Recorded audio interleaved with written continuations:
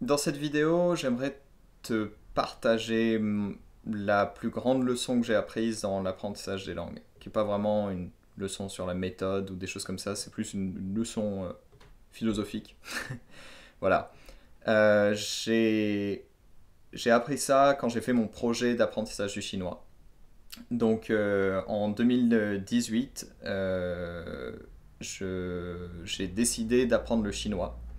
J'ai décidé d'apprendre le chinois parce que je voulais apprendre une langue difficile, un vrai challenge, quelque chose qui a une réputation un peu de langue compliquée, aussi une langue utile. Voir si mon approche, ma méthode allait pouvoir marcher pour ça, et surtout dans quelle mesure et quelles limitations j'allais avoir, quels problèmes j'allais rencontrer et j'allais devoir... euh, ouais, quel problème, à quel problème j'allais devoir faire face. Bref. Euh, donc voilà, on est en mai 2018. À ce moment-là, j'ai un pote, John, enfin qui est toujours mon pote bien sûr, qui habite avec moi et sa copine pendant un mois, je crois. Puis après, il part et il va vivre à Taïwan, où habite sa famille. Il est originaire de Taïwan, il parle taïwanais, sa copine aussi, enfin il parle chinois, mandarin, taïwanais, sa copine aussi. Ensemble, ils parlent beaucoup cette langue.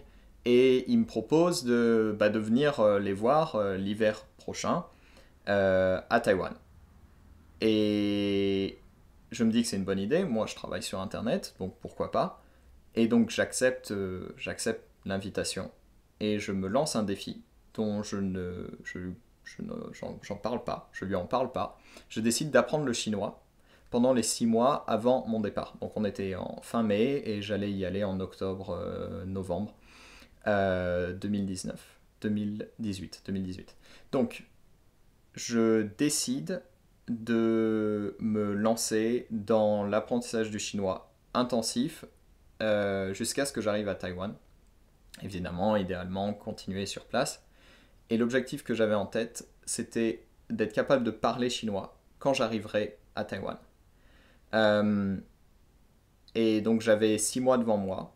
Évidemment, je travaillais, j'avais des choses à faire, enfin voilà, j'avais pas 6 mois à rien faire, donc je voulais apprendre de façon très efficace. Donc c'est ma spécialité, disons, c'est ce que j'essaie d'optimiser, c'est-à-dire que avoir un objectif très précis et d'être capable d'atteindre cet objectif très précis dans les langues rapidement. Donc, je décide de réviser tous les jours mes flashcards. Donc, les flashcards avec Anki, ANKI, l'application pour apprendre du vocabulaire. D'apprendre des phrases que j'allais apprendre dans des conversations avec ma prof et de bosser comme un malade. Il y a quelques vidéos sur la chaîne qui montrent mes progrès. Euh, voilà. J'ai passé 6 mois à galérer, en tout cas j'ai appris beaucoup de choses. La première chose, c'est qu'en fait, vraiment la clé, c'est ça. Dans la langue, le truc le plus négligé et le plus important, c'est la mémorisation. Si on est bon et rigoureux dans sa mémorisation, et qu'aussi on est très bon en prononciation, si on a ces deux choses-là, qu'on est capable de bien prononcer et bien mémoriser, que ce soit des mots, des structures, des choses comme ça, on est bon. J'ai envie de dire, le principal est là. Parce que c'est les choses les plus difficiles et les choses les plus négligées. Le reste, ça vient après. J'ai beaucoup travaillé là-dessus. Ça m'a amené à faire des changements dans mon style de vie. Par exemple, j'ai complètement arrêté l'alcool à ce moment-là parce que je me suis rendu compte qu'en fait, même un petit verre de temps en temps, eh ben, ça avait un impact sur ma mémorisation. Je le voyais bien. Ça fait flipper. Ça fait flipper à quel point ce truc est normal. C'est même associé à des trucs positifs. Et bien sûr, moi, je faisais la fête, je sortais et tout ça, mais je me suis rendu compte qu'en fait, fallait que je fasse un choix. Soit j'allais avoir beaucoup plus de mal à apprendre et de temps en temps j'allais me faire plaisir, c'est relatif hein, parce qu'on s'habitue vite à ne pas boire, enfin on ne peut boire autre chose que de l'alcool, bref. C'est pas un gros message de prévention. Euh, et donc j'ai choisi moi ce qui me plaît c'est d'apprendre les langues. Donc c'était un choix qui était intéressant. Euh, et donc je suis un peu passé pour un taré auprès de, je pense, de certains de mes potes, parce que choisir d'apprendre une langue au point où renoncer à l'alcool, c'était surprenant.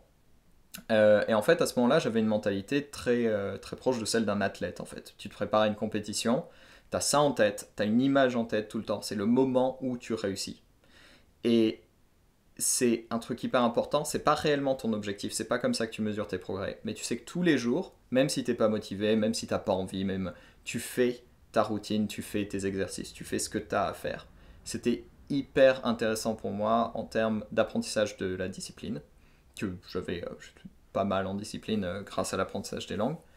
Mais voilà, il y avait des moments où ça suffisait pas, il y avait des moments où ça devenait super difficile. Il y avait des moments où j'étais démoralisé parce que je voyais que ça avançait pas. Ça avançait pas aussi vite que je voulais, je comprenais pas avec tous les efforts que je faisais, avec la contrainte que c'était dans ma vie, pourquoi j'avais pas des meilleurs résultats. Ça me frustrait, mais je travaillais encore plus. Je m'en foutais, je continuais. Bref, 6 mois passent, j'arrive à Taïwan, je rencontre mon pote. On parle anglais au début parce que voilà, on va pas. Voilà, et je décide d'enregistrer la scène. Je lui dis, ah tiens, regarde, j'ai acheté une GoPro, ah ouais, cool, machin, on parle de trucs, de vidéos, machin. J'allume la GoPro, je la mets sur la table. Et là, j'ai une pression incroyable qui monte, c'est-à-dire que pendant 6 mois, j'ai appris la langue maternelle de mon pote. Et là, ça va être le moment où je vais enfin commencer la conversation. J'avais tout prévu. Mes premières phrases, pour déclencher le truc, parce que si tu essaies de trouver un truc sur le coup, tu flippes, enfin, c'est difficile. Donc j'avais mes premières phrases, et puis après, j'étais prêt à continuer la conversation. Euh, je fais ma première phrase. Je sais plus exactement ce que c'était, je me souviens de quelques morceaux, parce qu'en fait, mais c'était un truc comme bah ouais, tu croyais quoi Enfin, j'avais une phrase avant, euh, et je lui ai dit, bah ouais, j'ai appris le chinois. Oh non, non, j'avais fait un petit scénario à la con. C'était vraiment. J'avais fait. La phrase, c'était. Je lui parlais en anglais et je lui ai dit, putain, ce serait tellement bien. Le chinois, c'est tellement dur, ce serait tellement bien si je pouvais juste claquer des doigts et d'un coup parler chinois. Et là, je me mettrais à parler chinois. Donc, j'avais vraiment fait mon petit scénario dans ma tête. J'étais super content. Ça allait être à la fois marrant et j'allais faire mon gros coup de bluff du siècle. Tout ça. Et j'ai fait ça. Et je connaissais bien mes phrases. Je les ai bien lancé. Et lui, il a pas capté en fait ce qui se passait. Pas dans le sens où il était sur le cul, mais qu'est-ce qui se passe, tu parles chinois. Mais je crois que, en fait, il a pas compris que ce qui était en train de se passer du tout. C'est-à-dire que, après ma première phrase, il a fait ah, comme si je venais de faire une petite blague. Et il a continué en anglais. Et j'ai essayé de forcer le truc. Et en fait, il switchait en anglais parce qu'on parle anglais normalement. Il voyait bien que je parlais chinois. Il voyait bien que je connaissais quelques mots. Il m'a dit ah ouais, tu connais ce mot-là, c'est marrant. Et en fait, il était intéressé sur. Bah, il voulait parler en fait avec moi. En fait, il en avait rien à foutre de mon petit numéro. Il ne captait pas en fait ce que j'étais en train de faire. Et donc, on a continué. Il a forcé l'anglais, pas méchamment en mode. Bon, il voulait parler du truc duquel on parlait, quoi. Du coup, on a continué à parler anglais. Et là, j'ai eu le seum de ma vie. Enfin, c'est pas vrai parce que j'étais content de le retrouver. Il y a beaucoup d'émotions. Mais je me suis dit, merde, ça passe pas quoi. Enfin, genre, c'est mon truc pour lequel le moment précis que j'avais en tête depuis 6 mois, il s'est rien passé. Ça n'est pas arrivé. Il n'y a pas eu ce moment où il m'a dit, putain, ouah, tu parles chinois, c'est incroyable. Et on me parle en chinois et qu'on aurait parlé chinois et ça aurait été trop cool et tout ce travail aurait été pour quelque chose et tout ça. Non, voilà, on a continué notre vie, il y avait pas mal de trucs logistiques, on parlait anglais, j'essayais d'introduire de plus en plus de chinois. Puis voilà, au fur et à mesure du temps, voilà, je me suis habitué, on a fait notre train-train à Taïwan, j'ai bossé, donc je parlais pas tout le temps chinois parce que voilà, faut se forcer à parler une langue, c'est pas un truc facile, même quand on a appris la langue et tout ça, c'est pas facile de se forcer chaque fois que tu veux dire un truc, de dire ah non, je vais pas parler anglais, je vais parler chinois quand l'autre personne est là. Tu m'aides ou tu veux dire tu m'aides ou pas à faire les courses et t'es en train de te dire ah comment je dis ça. Bref, dans la vie réelle, t'essaies de communiquer.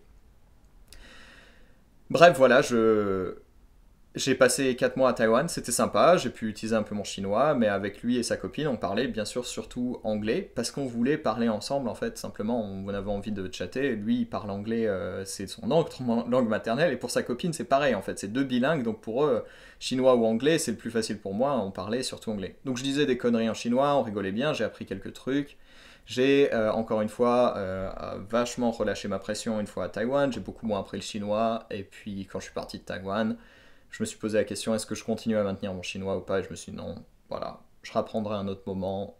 J'ai plein de langues que j'ai apprises, je sais ce que ça coûte de les maintenir, de travailler dessus, et puis voilà. Et, et puis je sais pas à quel moment ça s'est fait, mais le temps a passé et je me suis rendu compte d'un truc assez évident, c'est que toute ma motivation, tout mon objectif reposait sur un truc que je contrôlais pas. Un truc qui était en dehors de moi, et c'était un objectif pourri. C'était en gros mon critère pour être heureux, pour m'autoriser à être satisfait avec mes progrès, c'était est-ce que j'ai impressionné? Est-ce que j'ai impressionné mon pote? Et ça, c'est un truc que j'ai compris après, mais c'est évident quand je fais cette vidéo, et c'est évident pour beaucoup de gens. Euh, on s'en fout. En fait, même si c'est quelqu'un qui compte énormément pour moi, c'est pas lui qui peut juger mon succès. Et pour toi, c'est pareil quand tu apprends une langue.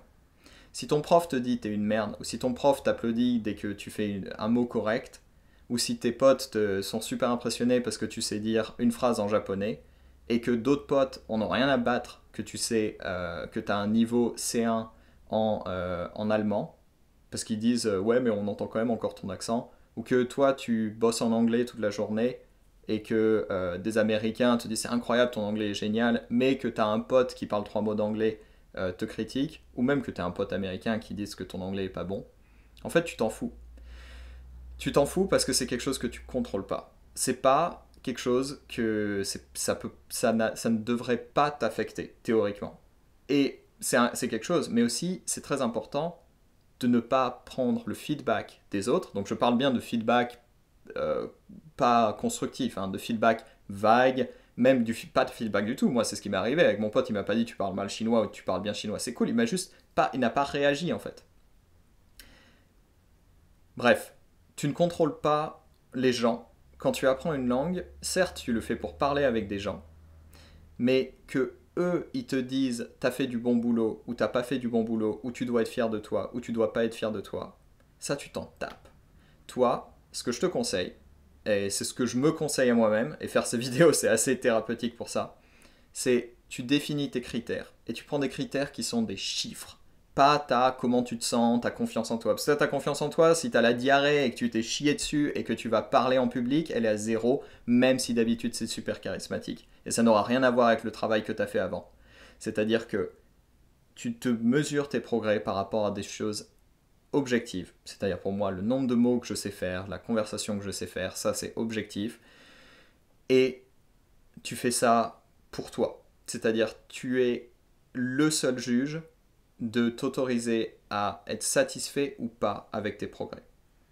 Pour moi, dans mon cas, en fait, ça m'a démotivé parce qu'en fait, il fallait que quelqu'un, pas n'importe qui, je m'en foutais de n'importe qui parce que c'est, mais qu'il fallait que dans cette situation, à ce moment-là, si j'avais bien fait mon travail, je serais heureux, je serais satisfait.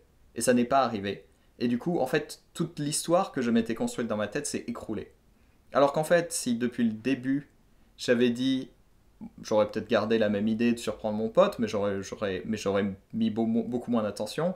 Mon objectif, ça aurait été bah, de pouvoir me débrouiller dans des situations, mais encore, il y a beaucoup de variables, mais juste, voilà, je me serais dit, j'apprends 1000 phrases ou j'apprends 2000 mots et je les maîtrise et j'arrive à les utiliser et je vois si ça marche ou pas, j'arrive à comprendre des choses, avoir des objectifs précis là-dessus, mais pas le fait de est-ce que je vais être applaudi quand je parle chinois, ça aurait été beaucoup plus sain en fait, parce que ça m'aurait permis de continuer et de faire que même si jusqu'au niveau C2 en chinois, si j'avais voulu continuer jusque-là, ce qui n'était pas du tout le plan, jusqu'à un niveau total, si tout le monde m'avait dit t'es une merde, tu progresses pas, c'est nul, et ben j'aurais pas techniquement pris ça en compte.